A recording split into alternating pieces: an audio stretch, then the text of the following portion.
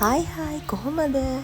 ඔන්න අද වීඩියෝ එකෙන් අරන් ආවේ මම්මගේ බබාට දවසක් ඇතුළත කෑම හදලා දුන්නේ මොනවද කියලා. එතකොට බ්‍රෙක්ෆාස්ට් එකට, ලන්ච් එකට, ඩිනර් එකට, ඒ වගේම අතරමැද ආහාර වේලවල් මම බබාට මොනවද දුන්නේ කියලා, ඒ වගේම මේව හැදුවේ කොහොමද කියලා අද වීඩියෝ එකෙන් අරගෙන එනවා.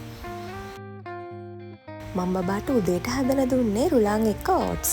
මම මුලින්ම රුලන් එක්ක ඕට්ස් මේ වගේ විනාඩි 3-4ක් පෑන් එකේ වැදගත්තා.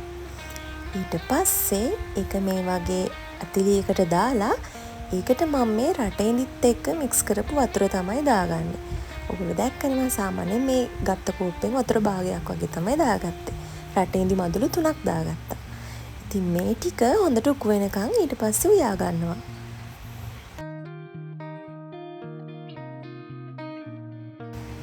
දැන් මං හදාගත්ත රුලන් ඕට්ස් රටේඳි මිශ්‍රණය ගානට හැදිලා තියෙන්නේ.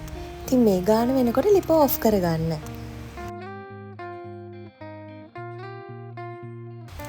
මගේ බබා අවුරුද්දක් සම්පූර්ණ වුණාට පස්සේ නම් කෑම කන්න හරීම හොරයි. ඉතින් මං එයාට එක එක විදිහට එක රෙසිපීස් හදා දෙනවා. ඉතින් මේ ඒ වගේ හදපු රෙසිපි එකක් තමයි. ඉතින් මේක බබා ෂේප් එකේ කනවා. ඉතින් ගොඩක් ආසාවෙන් කන්නේ නැහැ. ඉතින් කොහොම හරි මං කවා ගන්නවා. ඉතින් ඊට පස්සේ මේකට මම යෝගට් එකකුත් මික්ස් කරගන්නවා.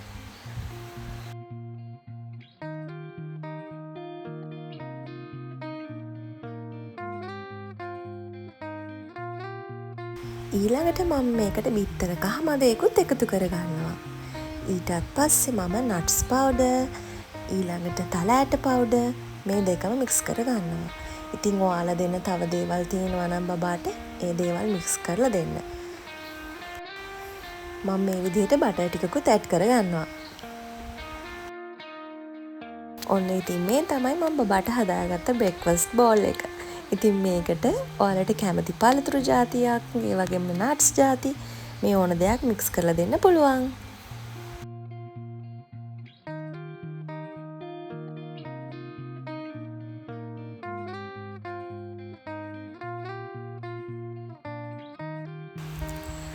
ඔය පේනවනේ ඉතින් ඒකත් අතර අරගෙන කල්පනා කරනවා මම මේක කනවද නැද්ද කියලා. මේ වගේ තමයි ඉතින් අඬනවා, ෆීඩින් චෙයා එකෙන් නැගිටින්න හදනවා. ඉතින් එයා හරියට කෑම රිජෙක්ට් කරනවා. ඉතින් කොහොම හරි මං කෑම එක නම් කවා ගන්නවා. ඔන්න අද බබා මෙච්චරක් වෙනකන් කෑවා. ඉතින් සමහර දවස් තියෙනවා කන්නෙම නැති. ඒ වගේම භාගයක් කාලෙ ඉතුරු කරලා හොඳට මඩන දවස් ඉතින් ඒ වෙලාවට මං කෑම එක කන්න එක නතර කරනවා. ඉතින් කෑම කාලා, වොෂ් දාලා අපි දෙන්නත් එක්ක මේ පොඩ්ඩක් වෙලා සෙල්ලම් කරා. පොඩ්ඩක් වෙලා කිව්වට පැය දෙකක් විතර සෙල්ලම් කරා, මිදුලේ ඇවිද්දා. ඒ දේවල් කරලා ප්ලේ පේන් එකට වෙලා මෙහෙම ටිකක් වෙලා සෙල්ලම් කර හිටියා. ඊළඟට මම බබාට දෙන අමතර වේලට, ඒ කියන්නේ උදේට කාලා පැය 2කට විතර පස්සේ තමයි මම මේ ගස් ලබුයි කෙසෙලුයි දුන්නේ.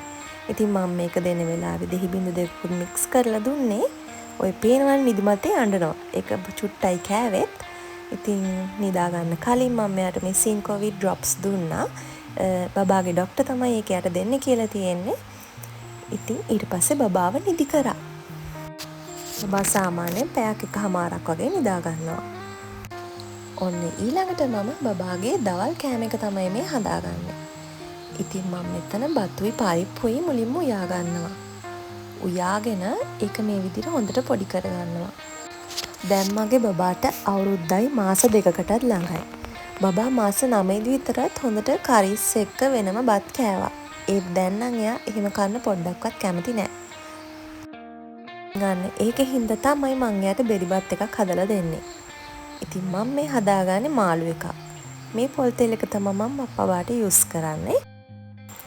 මෙතනදී මම සුදු ලුණු, ඒ වගේම රතු ලුණු, රම්පේ තෙල් එකට දාලා පොඩ්ඩක් වෙලා ඒ ටික ෆ්‍රයි කර ගන්නවා. ඊට පස්සේ මම සීසන් කරගත්ත මාළු කෑල්ල මේකට දානවා.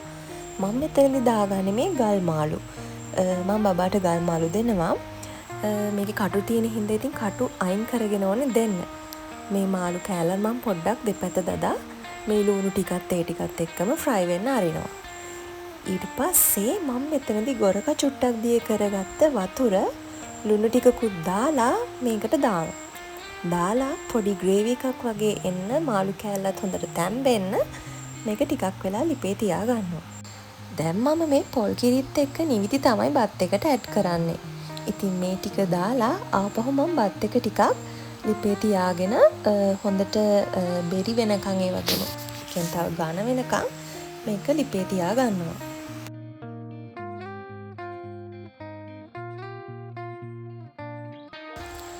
ඔන්න දැන් බත් එක ගානට හැදිලා තියෙන්නේ. ගොඩක් වෙලා ගියේ නෑ. සාමාන්‍යයෙන් විනාඩි 5ක් විතර යද්දි මේ ගානට හැදෙනවා. ඊළඟට මාළු කෑල්ල මම හොඳට තඹගෙන ඒකේ කටු අයින් කරගෙන තමයි මේකට එකතු කරගත්තේ. ඊළඟට මම අර හොඳට බැදිච්ච මේ සුදු ලුණු ටිකයි ඒ ටිකත් මම මේකට එකතු කරගන්නවා. එතකොට බත් එක ගොඩක් රසයි. දැන් මම මේ හදාගන්නේ බබා බත් කට කටේ තියාගෙන ඉන්නවට දෙන්න දෙයක්.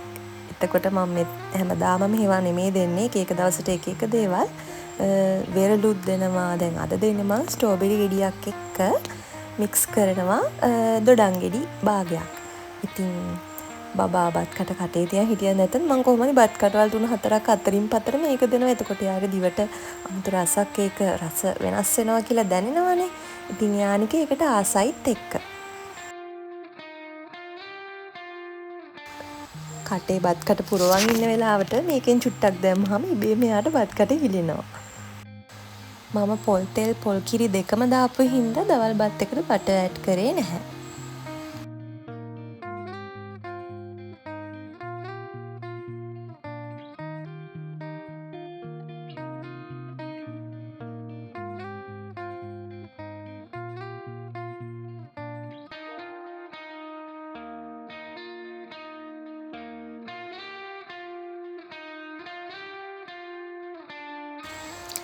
ඔන්න ඉතින් ওই විදිහට දවල් බත් එකත් කවා ගත්තා. අද දවල්ට කාලා පැයක් විතර යද්දි බබාට නිදිමත ආපු හින්දා යාව නිදි කරා. ඉතින් නිදි කරලා ඇහැරුණාට පස්සේ තමයි මම එයාට මේ බිස්කට් එක දුන්නේ. ඉතින් එක දවසට එක දේවල් තමයි හවසට දෙන්නේ. අද මම දුන්නේ බිස්කට්. ඉතින් බබාට දෙන ෆෝමියුලා එකෙන් හැඳි දෙකක් දාලා මද රස්නේ උණු වතුර දාලා තමයි මේක හදාගත්තේ. බබා දැන් එයාගේ ෆෝමියුලා එක බොන්නේ නැහැ. ඉතින් ඒකයි මම මේක මේ විදිහට කෑම වලට දාලා දෙන්නේ.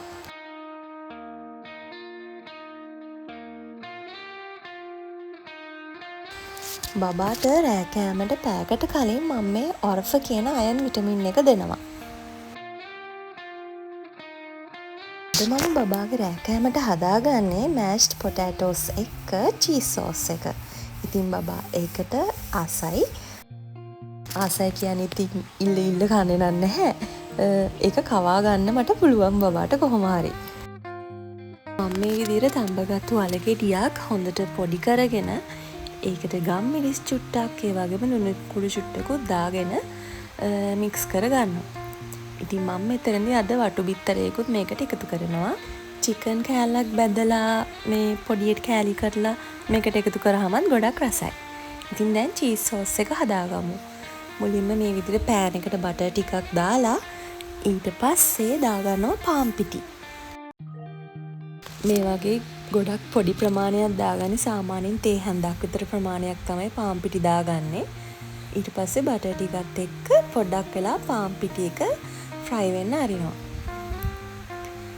ඊළඟට මම මේකට කිරි චුට්ට එකතු කර මොකද මේ පාන් පිටි එක කැටි ගහනවනේ. ඒ හින්දා කිරි චුට්ට එකතු කර ඇඳි ගන්නවා.